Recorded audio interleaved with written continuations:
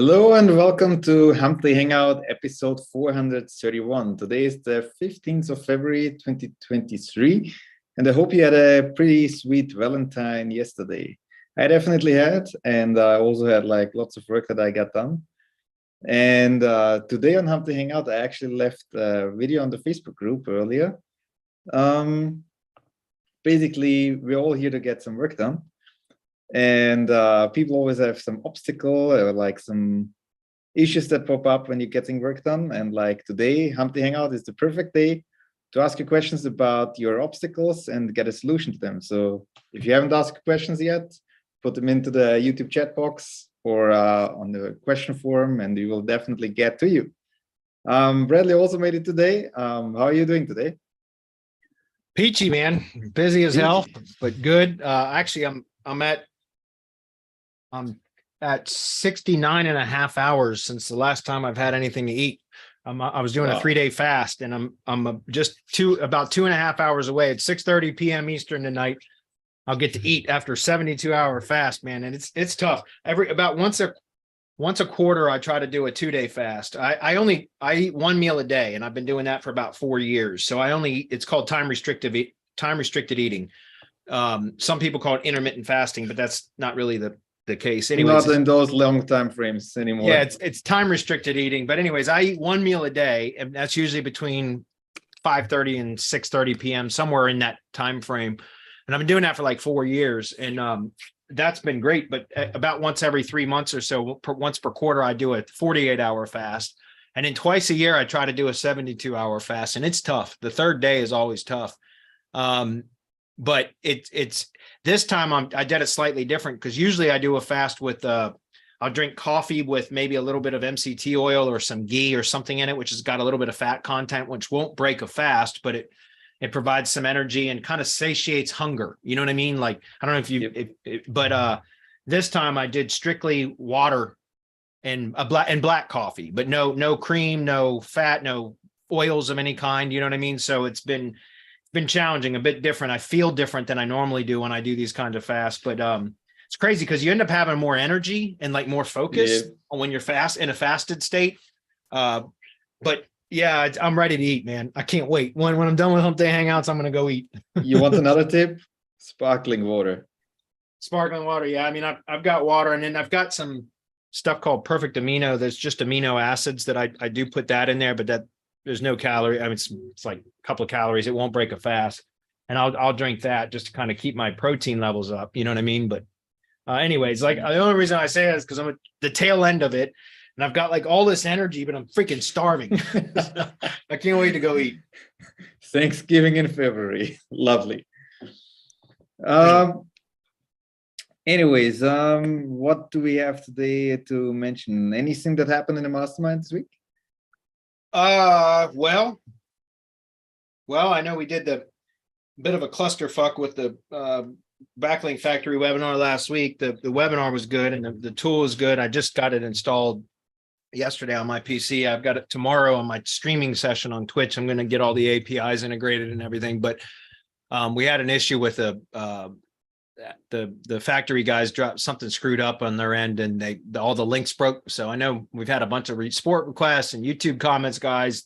Apparently all the links are back up and working now. They just got the monthly link up today. So anyway, sorry about that. Sorry about the hassle. It was out of our control.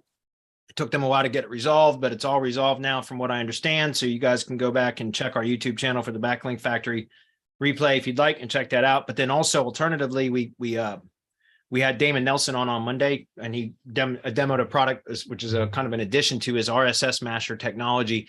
And it's called Local Pages. And Daryl Osborne from Entity Elevation kind of had a hand in helping to develop or direct the development of that. And he's a savant. He's very, very good at local SEO. Took a lot of the stuff that we've taught at Semantic Mastery over the years, and just he kind of like added all his own flavor to it. And anyway, I was very impressed. I was very impressed with what they developed by Damon and RSS Master technology. And so we had that webinar with Damon on Monday. There's a special offer with that. That's on our YouTube channel. You guys might have already seen the replay. It should be coming out via email over the next 2 days as well. But you can go to our YouTube channel and just search RSS Master or Local Pages or whatever, and you'll find it. And there's a kind of a, special offer on that will expire on, I think, the end of Friday, the end of the day on Friday.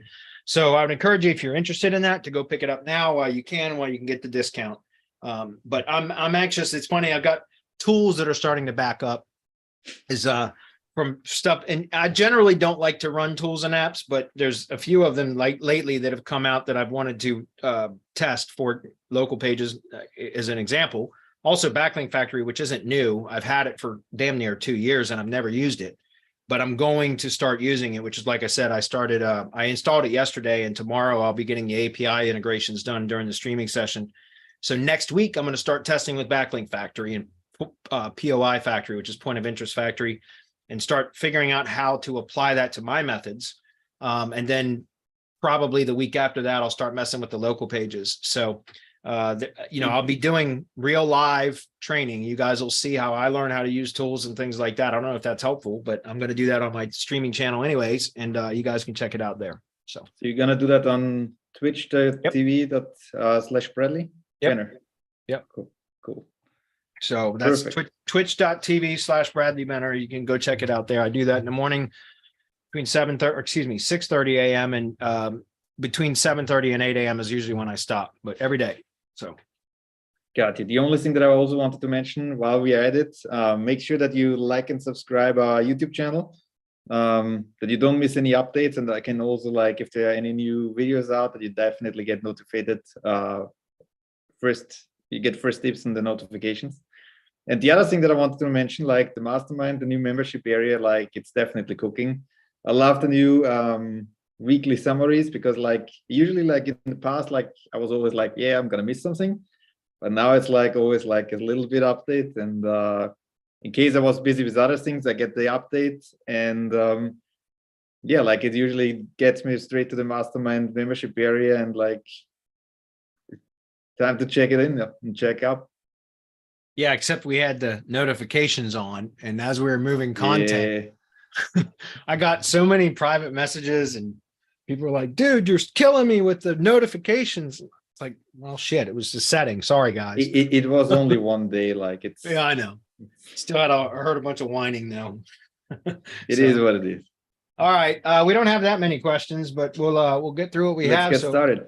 Anybody that's here live, if you want to post questions, we probably will have time to get to them. And if we run out of questions, we'll wrap it up early. I got a shit ton of work I'm doing. So, all right. I don't think I'll grab the screen until it's necessary. So I'm going to start with the first question I see, which was from Sulaiman.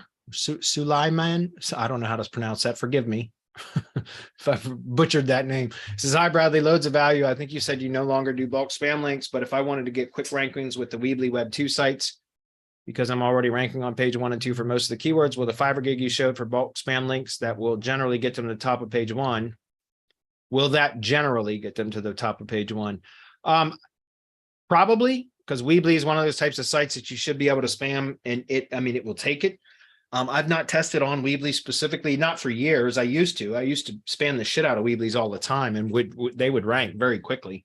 And Weebly will rank now for sure, but I don't spam anything anymore except for patch.com classified announcement posts. And I've done it with some non-branded bloggers too, but I haven't tried it with Weebly in a long time. It will probably work though. Just keep in mind, like I said, if you're building branded assets, guys, don't spam those. If it's not a branded asset, if it's just a Web 2 that you're trying to rank, but it's not connected to a brand, by all means, spam away.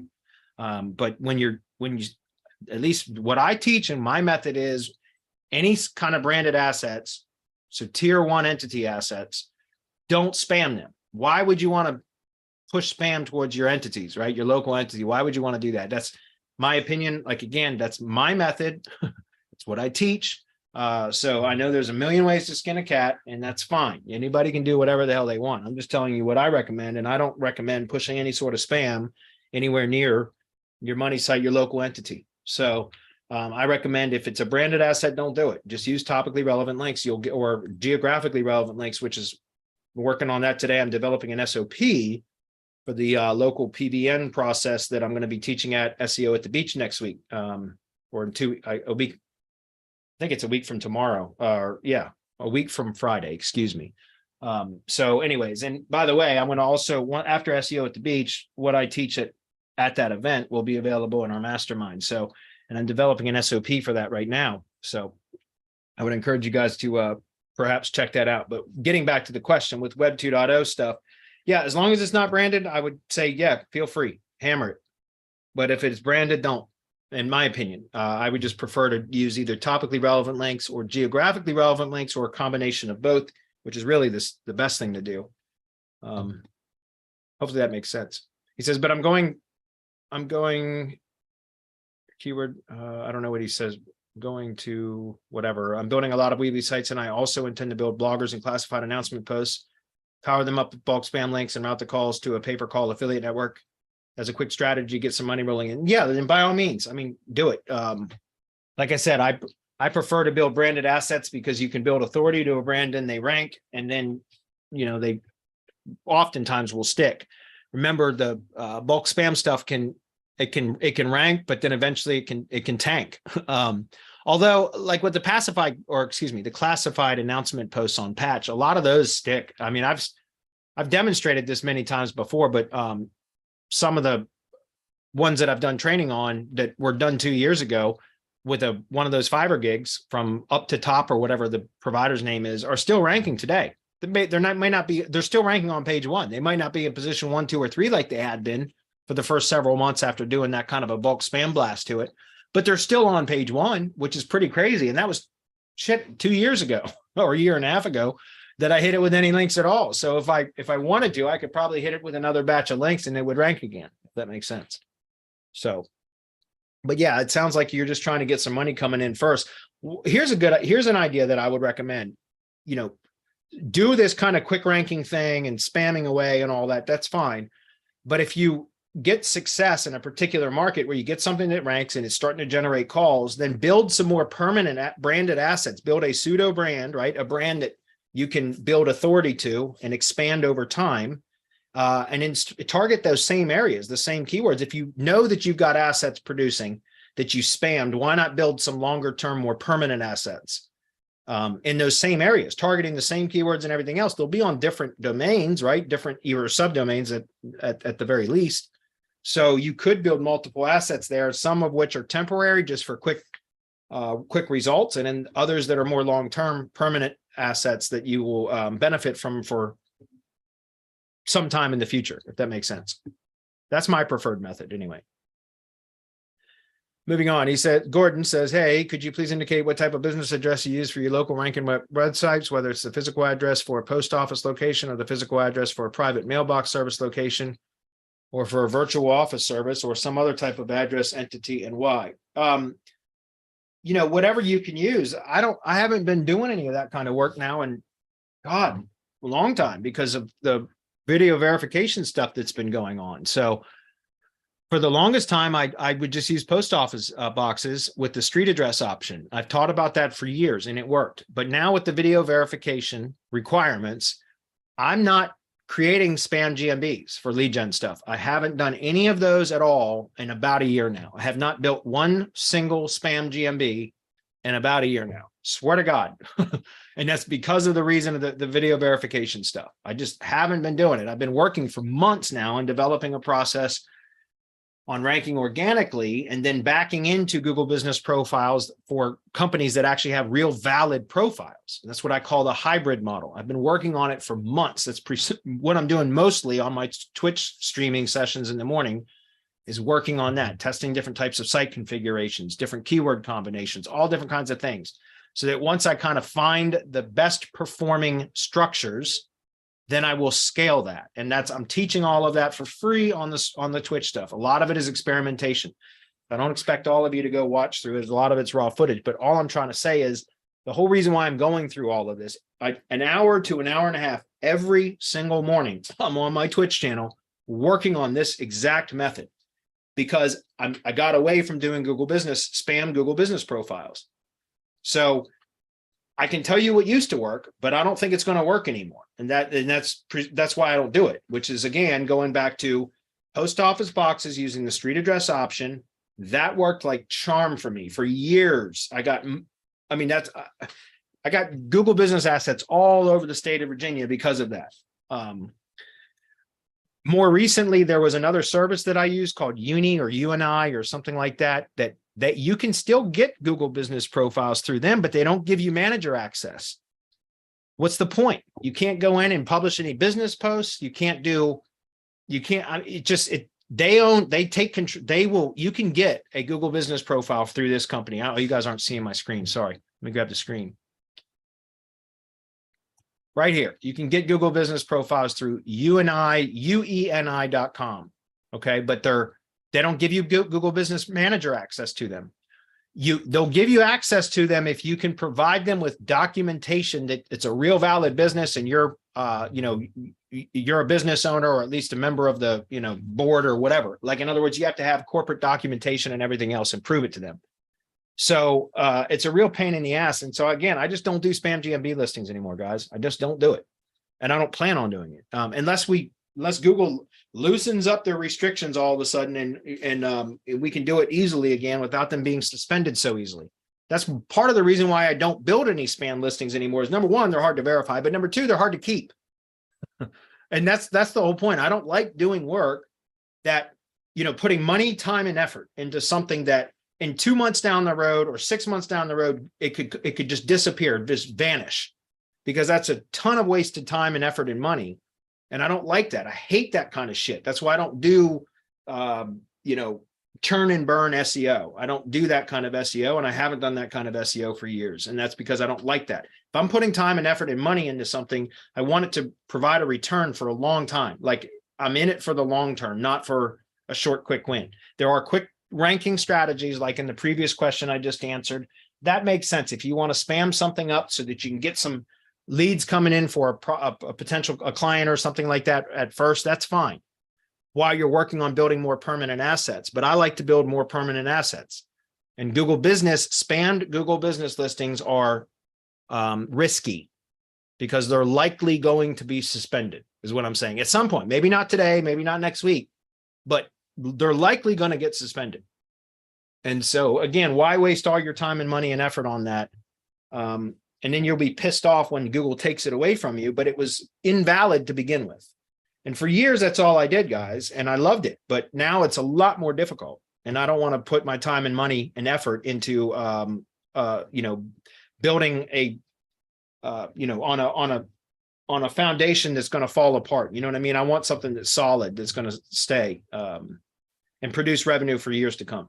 So, and by the way, I don't know if any of the organic stuff that I'm doing is going to last for years to come, because you guys know Google could change tomorrow, and like everything that I've been working on for the last several months could completely vanish as well.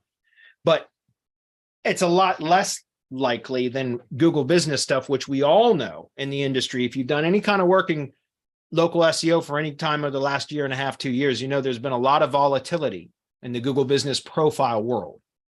And so again, that's why I say, just in my opinion, avoid it. But if you want to go after it, then again, I would take, Google business, or excuse me, post office boxes is what I preferred over virtual mailboxes, because a lot of virtual mailbox places are, I found that those tended to get suspended a lot quicker.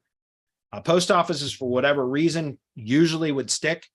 The UNI or whatever the hell that ueni.com service, that works. You can get them, but you don't get manager access to them. So you can't really optimize them. You can't really do much with them.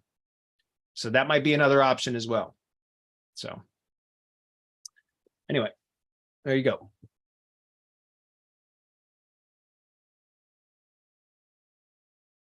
Now, do I have an idea how much enough time lapse since you started your rank and rent training on Twitch that you were able to give your best guess as to when the edited version of it will be posted on the YouTube channel? No. And and keep in mind, like, guys, what I'm doing on my Twitch channel, I'm not saying that all of that content is going to be condensed and then put on the YouTube channel. Some of it may, more for marketing stuff, maybe some training stuff, but when it does get finally condensed down into very actionable training, that's in our mastermind.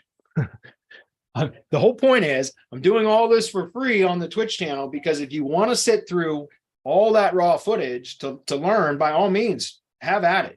That's why it's there. Okay. But when it does get condensed down in the shorter form actionable content, that goes behind the paywall in our mastermind. And that is because that's our products, right? We do our training in our mastermind other than what we do here on the Hump Day Hangouts and stuff. And I do a lot of free training, guys. And you can go to the Twitch channel and see everything I'm doing for free there. But when I condense it down into shorter form content, it's going to be a lot more actionable and consumable, right? Then that's going to be in our mastermind, which is where we keep all of our top level training. Okay. But like I said, you're more than welcome to go check out what's on the Twitch channel, right? So, and some of that stuff will be on the YouTube channel, but not all of it. Anyways, hopefully that makes sense.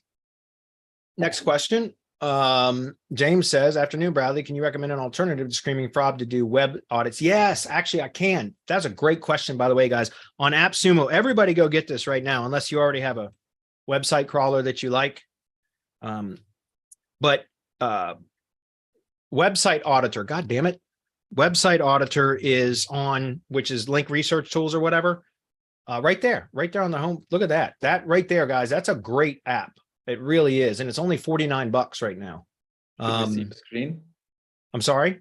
Should we be able to see a screen? Well, we probably should. It would help if I share. Right here, AppSumo, guys. I'll put this in the... It was the first featured item on the AppSumo homepage right there. Website Auditor from whatever, Link Research, whatever. You guys, the SEO Power Suite, you guys know what I'm talking about, or most of you do anyways. This is the Website Auditor tool from that. And it's a lifetime purchase for $49. Go get it. That is a great app for crawling websites, on-page analysis, looking for technical SEO errors and all that kind of stuff. It's a great app for that.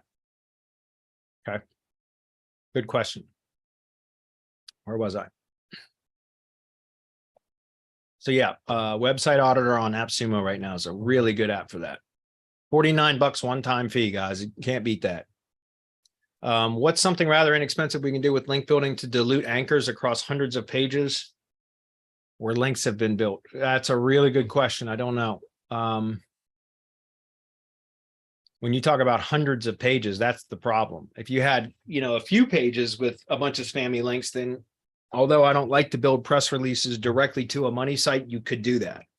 To dilute a over-optimized anchor text profile, press releases is one of the best ways to do it because you can use a brand anchor or a URL anchor. I prefer a brand anchor any day of the week. Or you could even use a generic or miscellaneous anchor, but I don't recommend that. I think anchor text should be descriptive of what they're linking to. I'm serious. I don't build generic anchors or miscellaneous anchors. I don't do that at all. We don't build generic anchors at all, period. We brand anchors, if you're going to build a generic anchor, why not just use the damn brand name and do a brand anchor? That's my opinion. Again, I don't build generic anchors, but and I don't like to do URL anchors. I like to use, I think anchor text should be descriptive of what it is linking to. So that can be a brand name or what I call a compound anchor, which is brand plus keyword or brand plus location modifier, something like that. Or the keyword anchors, if it's local, what I call a target anchor is keyword plus location modifier. If it's a keyword without location modifier, I call that a topic anchor, right? So the two keyword anchors that I use are target or topic anchors. Then mostly, but I mostly build brand anchors at least at tier 1. At tier 2, we do a lot of target and topic anchors. Anyway, to say all that was that if you're, again, if you had just a couple of pages on the site that were way over optimized with their anchor text profile, then a press release could work. And I would say brand anchor, or again, I wouldn't do it, but you could do a generic or miscellaneous anchor, or even a URL anchor, which again, I don't like to do those. But I would do a press release. But you're talking about hundreds of pages. I don't know what to tell you, man. I'm sorry. Maybe go find I would recommend possibly doing some Web 2.0 types of links. But the problem with that is most of those don't even get picked up. It's not really, it doesn't really matter whether they get indexed. They should be crawled by Google. That's the important thing. They get crawled. Whether they get indexed or not doesn't really matter.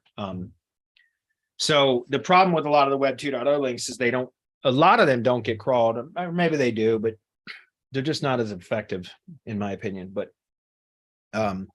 tools like Majestic, which is the tool that I use for backlink analysis, won't even pick up Web 2.0 links. So if you're, again, I don't know what backlink analysis tool you're using. But I use Majestic, which automatically filters out very low quality links. So it won't even show. If you look at what they call the historical index, you can see those low quality links, but I always use the fresh index, which are the links that, according to Majestic's algorithm, are providing some level of value, right? Or at least link equity. And so a lot of those Web 2.0 links, unless they have been powered up in some fashion, aren't even going to register. So now Google might have crawled them, and that's fine. You can always determine that through Search Console. Like if you wanted to try some Web 2.0 like link campaigns in order to try to dilute anchor text, one thing you could do is export your external backlinks from Search Console for the domain, and then run a Web 2.0 campaign. When you get the report back from your provider, submit them through indexers, like Omega Indexer would be a good one for that. And then, you know, a week or two later, go back and export your external backlink profile from Search Console again and compare and see, because again, whether those links are indexed or not, it doesn't matter. If Google crawled them, they'll be in your external backlink report from Search Console. It doesn't matter whether they're indexed. If Google crawled them, they will be in the backlink report, in the external backlink profile from that you can export from Search Console. Hopefully that makes sense. So that's why I'm saying, if you were to try to do like a Web 2.0 campaign to try to dilute anchor text and your backlink analysis tools weren't picking up those links, you could always check Search Console to see where they at least crawl. Is Google aware of them? So yeah, hopefully that helps. But that's again why, you know, you're over optimized or spammed link profiles, you know, they're hard to clean up. It is. You could also, by the way, just disavow them, right? Like that's another thing you could do. Now that's not going to remove them from the backlink profile in the tools, but think about that. If you have over optimized anchor text ratio or profile, it might be easier that instead of trying to dilute them, why not go and just disavow a lot of those links, right? Because then, now keep in mind, like I said, when you disavow links, guys, you are not removing them from the index. You're just telling Google to ignore them, or whether they're indexed again or not, doesn't matter. It's whether Google crawls them and counts them, right?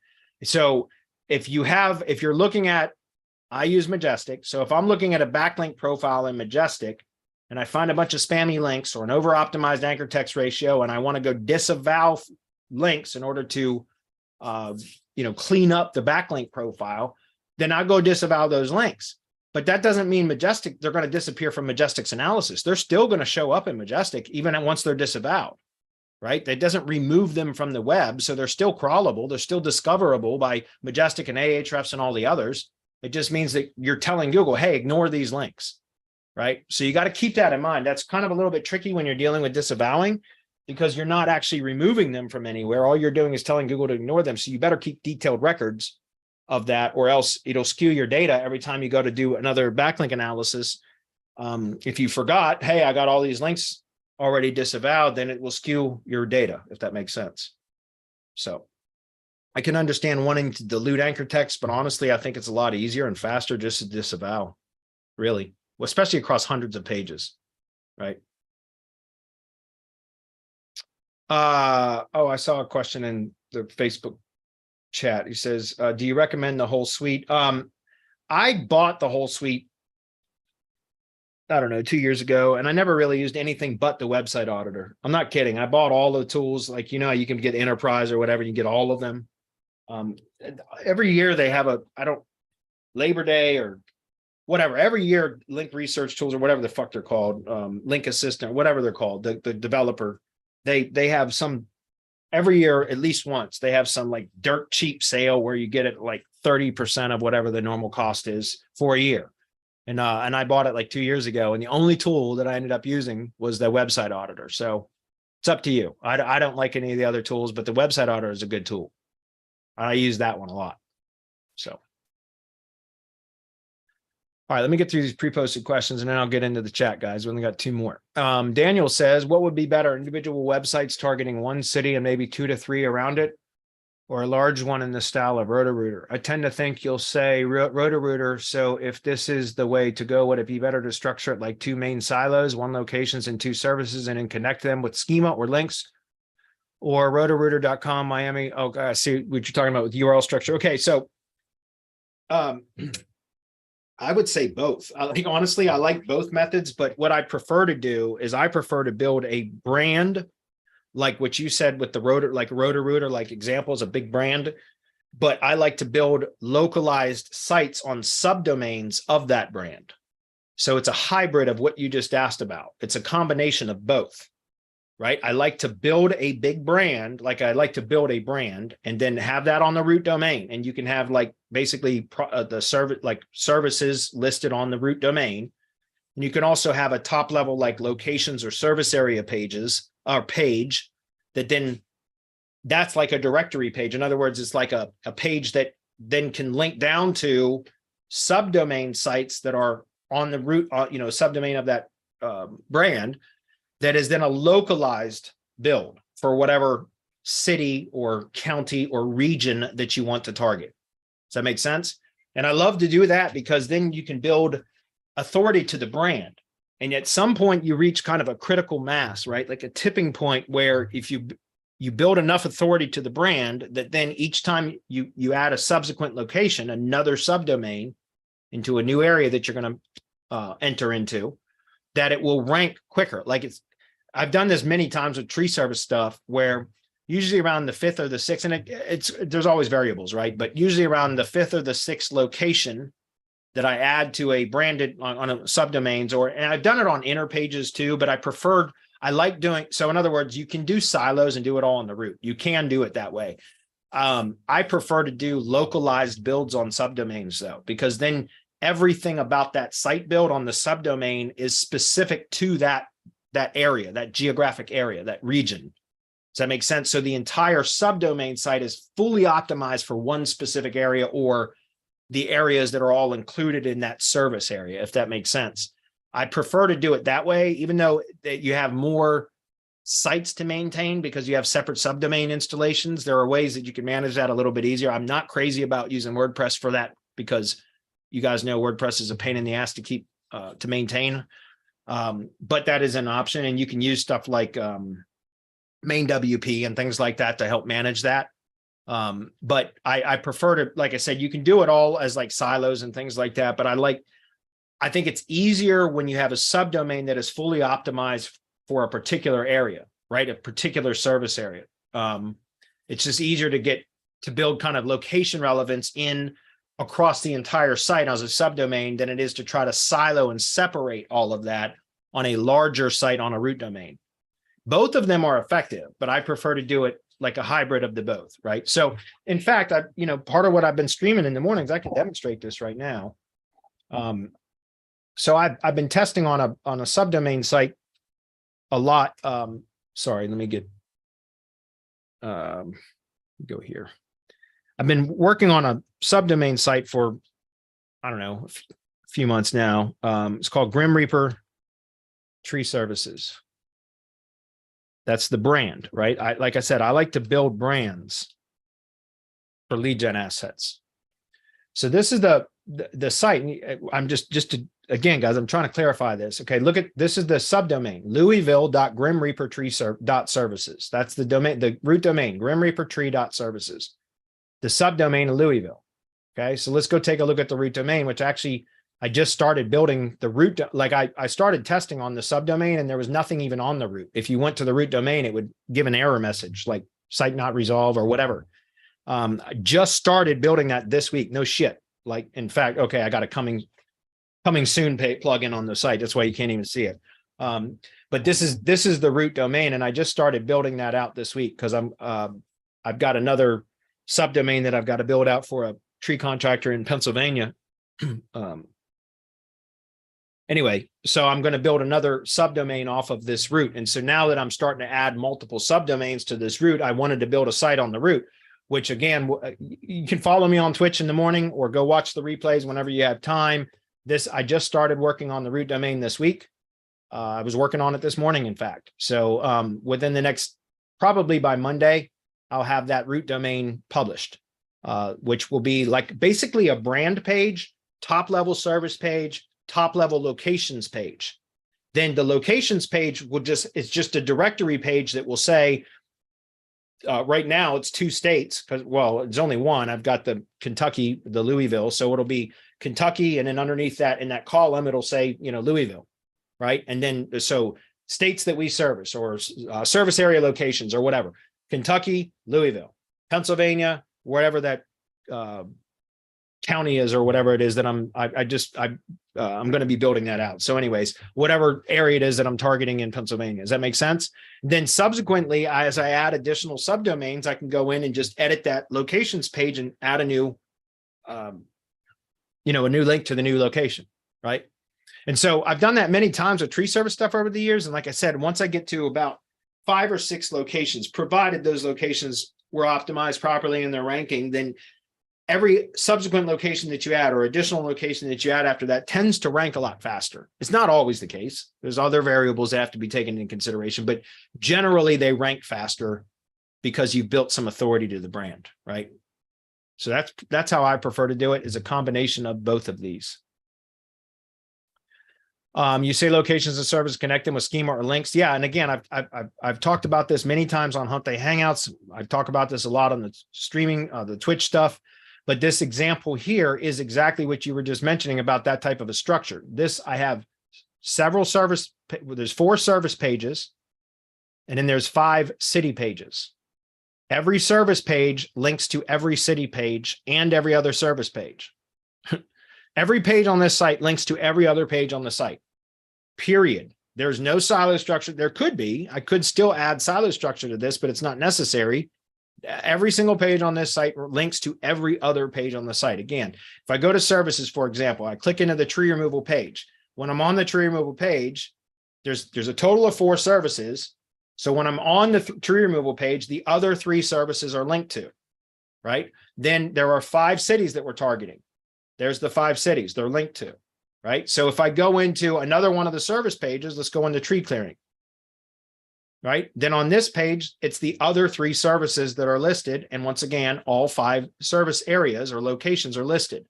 Now, if we go into one of the location pages, on the location page, all 4 services are listed and linked to.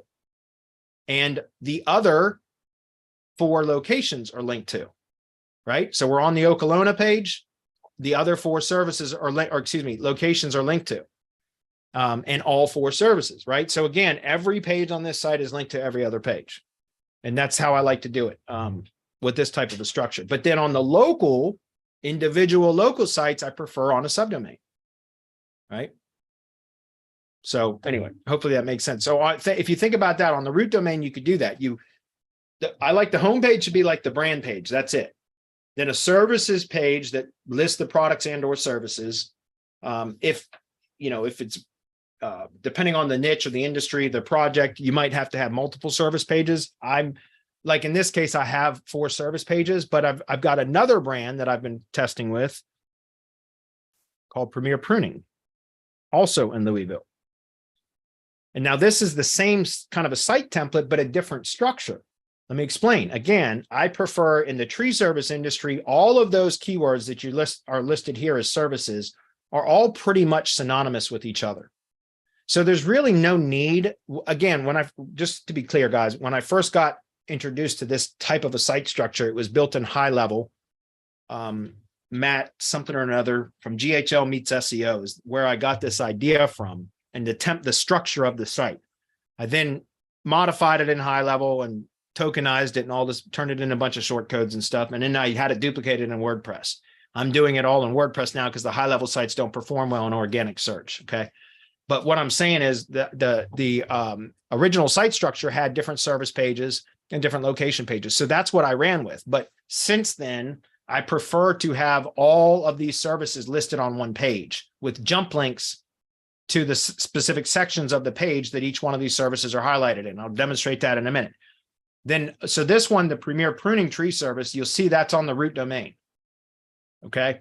So I've got one services page. All these things in the dropdown here are jump links that jump to a specific section on the page. So are these. These are jump links that jump to a specific section on the page. So for example, if I click on tree clearing, it jumps to the tree clearing section of the page, right? Same thing about the navigation menu items. Let's click on tree removal. It's going to take me to tree removal. But these are all jump links on one service page. Then I have location pages or service area page, right? I've only got one right now. And that's going to be Louisville. All right. And so the Louisville page, again, what are these? These are jump links to those specific sections of the service, or excuse me, yeah, the service page, right? So you can see I'm on the Louisville page, right? That's the location page. But if I click on Arborist Consulting, it brings me back to the tree service page, not the Louisville page, but to the Arborist Consulting. So that's the same kind of a structure as this. But so this is the Grim Reaper Tree Services site, but this is done with one service pages instead of multiple service pages, and jump links instead of separate pages, right? And then I'm building the local pages, the geo pages on a subdomain of this. So anyway, hopefully that makes sense. I like to do a combination of those two methods right there. Last one is from Daniel. He says, our Google Drive stack still worth doing if you can't make the folder public and it's only discoverable with a link? Will Google index it this way and will it count for something? You can make folders public. I mean, if you have a public folder anywhere, all you got to do is create the folder in that public folder and then move it somewhere else, and it can remain public. Or you can add a folder into a public folder and then turn it public. And then there's also some of the apps out there, the Backlink Factory guys, they have a tool that does that. The Staxio, Braulio and Staxio, they have Staxio does that, will make folders public. So you can still make folders public. And like I said, if you have any Google profile that has any public folders, you can still make folders public. Are Drive stacks still worth it? Yeah, they are. They're Google properties, guys. You can push a lot of relevance and authority through Google. But yeah, they should be. I'm testing right now with some of these rank and rent stuff that I'm doing without the stack part of it, but still the G site and all the other Google assets, but just omitting the stack part of it. And I don't have enough data to determine yet whether it's, if I can still achieve the same results without it. My assumption is that I won't, that I will see a benefit from the stack part of it, but I don't have enough data to determine that yet. But I am testing not building the stack component of it, still using the G site, but just omitting the stack component. I am testing that currently, but I don't have enough data yet. So anyway, okay, that makes sense. All right, there's a few pre-posted, or excuse me, comments that I'm going to get through, and then we're going to wrap it up for the day. That's weird. James says, what site structure would you recommend for a local site covering multiple towns and multiple services? Well, I mean, I think I just went through all that pretty much. That's how I would do it, right? I would do a services page or several services pages. Then I would create locations page. If you're going to be covering a lot of different areas, then again, I would either do separate subdomains for each specific like location service area. So in other words, you could either do a lot of geo pages that are on a single subdomain, like one subdomain, and you just build all your geo pages out on that. But I prefer to build location specific site builds on a subdomain, as I just demonstrated with the Louisville stuff, right? I like this type of a method better because every page on this site is specifically about Louisville or one of the areas adjacent or associated with Louisville. So it's this entire subdomain site is 100% fully relevant to that area, right? And the root can be, like in this case, again, it's the same site template, guys, of course, because this works. But if you look at the homepage, like, for example, of this Premier Pruning example, there's no mention of any locations at all, right? Now, there might be in the footer still. Yeah, I still haven't updated that yet. But there's no mentions of any locations at all on this because it's just a brand page, right? Anyway, hope that's clear. Backlink Factory. Okay, thank you, Chris. That was you. Set your alarm and join the fun at 6:30. Yeah. Sometimes it's boring, I'm sure, but oftentimes it's pretty good. I chat a lot with the people that are attending. Some of you guys like keyword management here show up almost every day, and I appreciate those people that are there every day because it is nice to have someone else there, but I'm going to do it regardless of whether someone else shows up or not. I'll be live every morning, 6:30 a.m. So if I'm one thing, it's consistent. Captain Morgan, He says, can I get the Twitch link, please? That's so funny. I can't tell you. I mean, I swear to God, I get this question all the time. What's the Twitch link? It's twitch.tv/Bradley Benner, or go to Twitch and just search Bradley Benner. Like, we're all supposed to be SEOs here, guys. There's a thing called search. You can use that to find the link. Or just go to twitch.tv/Bradley Benner. Is it possible to create manageable spam links? It's possible to create manageable spam links. He says, going forward, it would be better to have a process for this. Yeah, I suppose. I mean, I guess I just don't build spam links anymore. I know it's still works. Some people still do it. I just don't do it anymore. I use relevant links, topically relevant, geographically relevant, or a combination of both. That's it. I guess bulk spam can have its place. I just don't like to use it. So again, guys, I'm not saying that bulk spam links don't work. I'm just saying I don't use them. So Tony McGuire, is adding the NAP in the description of the properties of an image before uploading to a GBP profile still a useful thing to do? You know, I still do it just because it's just part of the SOPs that, you know, my team does. It only takes a few minutes, so we still do it. For years, people have said that doesn't work anymore. You know, for me, it's a small thing to do that takes just a moment. Why not do it? You know, and we taught there's other ways that you can get kind of more geo-relevance into photos if you upload them to Google Photos first. There's a few things you can do, but anyway, I know there are people out there that for years have said, don't bother. Google strips that data out when you upload it and all that. Yeah, but they read the file when you upload it. So for me, it was always just like, you know, it's a little bit more data that you're giving Google, more relevance, right? Geographic or location relevance that you're giving to Google. Some people will say, no, it's a waste of time. So that's up to you. We do it because it's a very minor thing to do, and it's just part of our SOP. So Purgy says, having trouble ranking a GMB and have fully gone through the listing and optimized, posting daily, hundreds of high quality photos, hundreds of reviews, double more than the next highest competitor. Next local competitor is breaking proximity with half the reviews, half the posts, and 1/10 of the photos. I don't get it. Well, there's always anomalies I've found. Well, not always, but you see them often. Yeah, Captain Morgan says for Google Photos, you can give it more data, plus it gives you a spot on Google faster. I agree. That's what I was saying. There's a way that you can use Google Photos and still push a lot of that geo-relevance through the photos. That's what I was saying. So we do it. We do it as part of our process. Okay. Purgy, back to you, or Purgy. Is it Purgy or Purgy? Either way.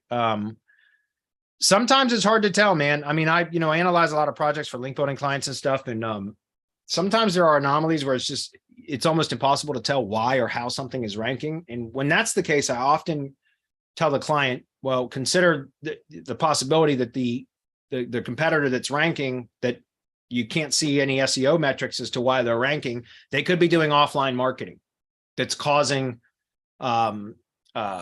real click-through rate manipulation. Like, we call it manipulation because we're spoofing traffic signals. But when you get real traffic coming to Google to search for a brand and then click through either the maps listing or the organic listing or both, that is huge. So, right. And so how do you do? Well, if a company is doing a lot of offline marketing, direct mail, newspaper inserts, bandit signs, those are those signs you see on the side of the road or on telephone poles, flyer, like a lot of tree service companies that I know, because I've been working in the tree service industry for 10 years now, or more than that. Anyways, a lot of tree service companies do, like they'll put flyers, or they'll hang door hangers, they call them, that are, basically trying to drum up tree work, or they'll do flyers on the side of mailboxes in between the flag and the mailbox. They'll go around neighborhoods, and when they're slow on work, they'll literally go pass out flyers or hang door hangers. Like I said, newspaper inserts, direct mail, bandit signs, all of those, radio spots, local cable TV commercials, all those kind of things can cause people in a local area to go to Google and search for the company name and then click through. And those sons of bitches will rank very quickly because Google knows those are real people that are in the same geographic area that are doing branded searches, searching clicks, right? Which is what we try to manipulate with spoofing tools, right? CT bots, I call it CT spam, click-through spam. So socially engineered click-through rate spam or click-through rate manipulation. It's not really spam, it's real people, right? That can cause a Google business profile to rank. I've seen it cause organic stuff to rank where it's unexplainable. I've seen it cause Google business stuff to rank. I talked about this many times before, but my own kind of land flipping business, which I did as a side hustle from 2019 to almost 2021, Alpha Land Realty. I ranked that entirely based upon direct mail. Like, I'm not kidding. I ranked it #1 for my primary keyword by sending direct mail to my target prospects who were vacant landowners. And in the top of the letter that I sent to them, it had my logo and the company name, which is Alpha Land Realty. And I told them in the letter, the call to action was either call this 1-800 number, which I have an answering service that would take the call and, collect all the information about the property. Or I would say, go to alphaland.realty, alphaland.realty. I still have that domain. Its landing page is still up. And I wasn't intending on ranking that site. It was a look, I'll just demonstrate it. We still got a few minutes. This was a ClickFunnels landing page. It was not SEO optimized beyond what I could optimize a ClickFunnels landing page for. Anyways, I'll just demonstrate this. Sell land fast, Virginia. It's still ranking. And I haven't flipped any land since the end of 2020.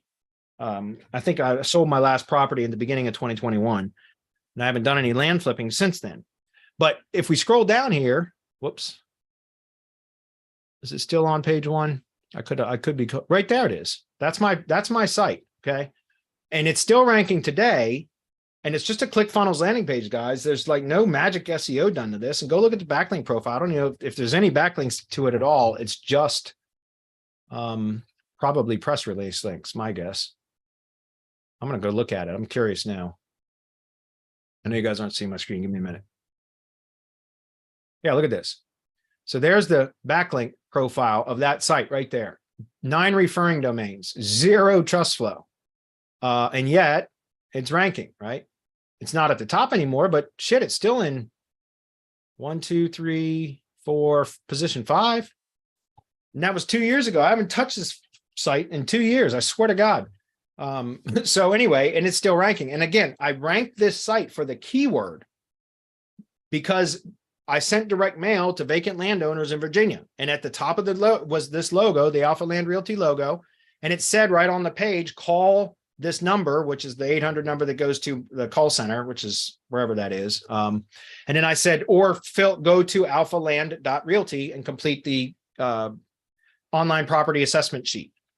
But people would get the letter and then they would go to Google and search Alpha Land Realty and then click through. And even though they were doing a branded search and click, because the title tag had Sell Land Fast Virginia, separator brand name, Alpha Land Realty. By doing the brand name search and clicks, it ranked for the primary keyword that was associated via the title tag. Do you understand? And so it was crazy because I did my first batch of letters. I did 1,000 letters. I did 250 a week for the first 4 weeks. And this was in April of 2019. And at the end of April, right around the 1st of May, I just was curious because I was running Google ads too, but I was curious and I did a search for Sell Land Fast Virginia and son of a bitch, I was ranked #1. And I was like, well, how is that even possible? And I came to find out that that's what it was. It was branded search and clicks. So what I'm trying to say is offline marketing can cause traffic activity that will cause a Google business profile and or an organic ranking purely from the local search and click activity. That's why I know CTR stuff works, but it's getting harder to spoof. I can tell you that. So anyway, hopefully that makes sense.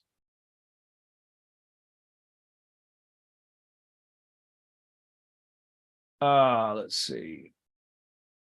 What are your thoughts about ChatGPT and how you are currently using it? For me, I'm just using it for like simplifying data extraction and things like that. I've talked about some of that on my Twitch stuff too. That would be, come join me at 6:30 a.m. and ask me there, and I'll go through some of prompts and stuff that I use for, like, I like to extract all the communities from a Wikipedia page, and I tell it, extract all the communities, census designated places, towns, unincorporated communities, and give them to me in list format. And it'll come out, it'll scrape all those entities, location entities from a Wikipedia page and put them in list format. And then I might say, okay, now put them into a table format with the population and sort them in a descending order by population. It'll take that same list of communities and it'll put it into a table, and it'll put them in with the population values in the next column and sort it by descending population, things like that. And then that's how I start building out local pages and things like that. So, I mean, that's a lot of kind of the stuff that I'm doing with it. Extract all the top level Wikipedia entities about topic. Give me a list. They'll give you a list. Okay, now group those entities into topic clusters and give it to me in a silo structure that I can build for in WordPress or silo structure, right? And it'll do. You might have to reprompt it a couple times to refine it, but once you get it, boom, now you've got all, like, basically a topic map, what I call a topic map, right? It's a topical authority map that then you can go out and build out all that content based around the structure that ChatGPT spits out for you. There's a lot of things you can do with it. That's what I'm doing with it. It's just more like data stuff. Anyway. Does directing customers straight to GPP ever help? Obviously, it's been for searching clicks. Yeah, of course it helps. Or directing customers to go search Google for the brand name and click through. Like, I'm not kidding. Like, that's why you hear sometimes on radio ads and things like that. Just go to Google and search instead of them giving you a direct, like, remember, like radio ads, if done right, are direct response ads, right? So most of the time they're going to send you directly to an offer page or tell you to call a number. But if you've ever heard radio ads where they say, go to Google and search, like, that is precisely to get that branded search and click activity. And that absolutely helps, man. That absolutely helps. How long do you stream in the morning? At least an hour, but almost every day, an hour and a half. I go from 6:30 a.m. till just about 8 a.m. or till 8 a.m. just about every day. Technically, I schedule an hour for it every day, but generally I get into a workflow and I don't want to stop in an hour. So I usually end up going till 8:30, but then till 8. And then 8 a.m. is usually when I have to get ready for sales calls and everything else, meetings and stuff like that. So they did have a second GMB for a while to extend reach, and it had citations built out for both locations. Problem is they were pointing at the same phone number in the same website. Would this cause an issue? Yes, of course it will. Guys, there are 4 data points for name, address. I know we call it NAP, name, address, and phone number, but there's really 4 data points. Okay, so we're going to say NAP. You guys are seeing my screen, right? Data points. I think yeah. Okay. NAP data points. I know we call it name, address, phone number, NAP, but there's really 4, right? So we have the business name, right? Physical address. Number 3 is phone number. Okay, what's the 4th? You guys got this, right? Website address. Those are the 4 data points. You can have one common data point across multi-location businesses. Usually that's going to be the name, but you have to have 3 unique data points out of those 4. 3 of those 4 data points have to be unique, or you're going to cause ambiguation. Full stop. And so I see this with multi-location businesses often, and then they wonder why they're having trouble to rank. So that's why if you're going to have, and I spelled that wrong. If you're going to have a multi-location business, what I recommend doing is appending the city name to the end of the business name so that it's a unique business name per location, and then you can have the same phone number, right? If you wanted, like an 800 number or whatever. But typically what I do, okay, if the business name is going to remain unchanged, which technically it should, but I don't mind appending a location modifier to it to give it some more kind of uniqueness. And plus, oftentimes that'll help a little bit with the Google Business Profile. But it's not always necessary, and some clients or companies aren't going to want that. So if your business name is going to be consistent across all locations, which it should be, other than perhaps appending the location name like I just mentioned. let's assume that they're not going to do that, and it's going to be the same business name. That's the one data point, the only data point that should be common, because it should have a unique physical address for every location. It should have a unique phone number for every location, and it should have a unique landing page for every location. If they're all tied, if you've got the same business name and the same website address, those are two common data points. You're going to have, so it's going to cause ambiguation for all the locations. All of them will perform, won't perform as well as they should. Does that make sense? So again, 4 data points. You should only ever have one common point for a multi-location business. Everything else should be unique. They're all, if it's a multi-location business, the physical address is automatically going to be unique. So you don't have any control over that, right? So you have control over the business name, the phone number, which why not just have a local phone number for each location, right? A virtual phone number. That way it's a unique web. Then the website address, same thing. You don't want to link. I've seen this all the time, by the way, multi-location businesses, and they all link to the home page. Don't do that. Put a separate location page on the site as an inner page and use that as the location landing page. The website URL as part of the Google business profile, link to a specific landing page, right? So again, 4 data points, only one common point.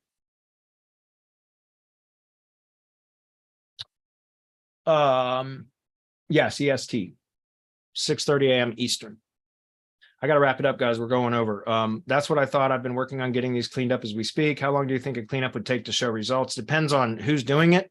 I use Loginix for cleanup services when it's bad enough to use them. It's about $500 or $600 for their service, and it takes about 10 to 12 weeks, but they do very, very good.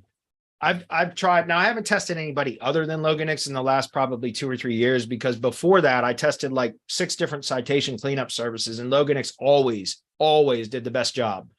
But they're also the most expensive, but they always do a really good job. But, and again, if you're doing citation cleanup work in-house, you know how tedious that is. That sucks. I'd rather pay the $500 or $600 and have somebody else mess with that shit, because that sucks. And they do a really good job, Do you have a suggestion on how to manipulate stock photos so that you're unique to Google? Yeah, overlay stuff on them. Overlay logos, QR codes, stuff like that. Okay, guys, we're going over. So Hergy, or whatever your name is, I appreciate you continuing to ask questions. If you got additional questions you want answered, come join me at 6:30 a.m. or wait until next week. I'm not trying to blow you off, but we're already over, so I got to go. We'll see you guys next.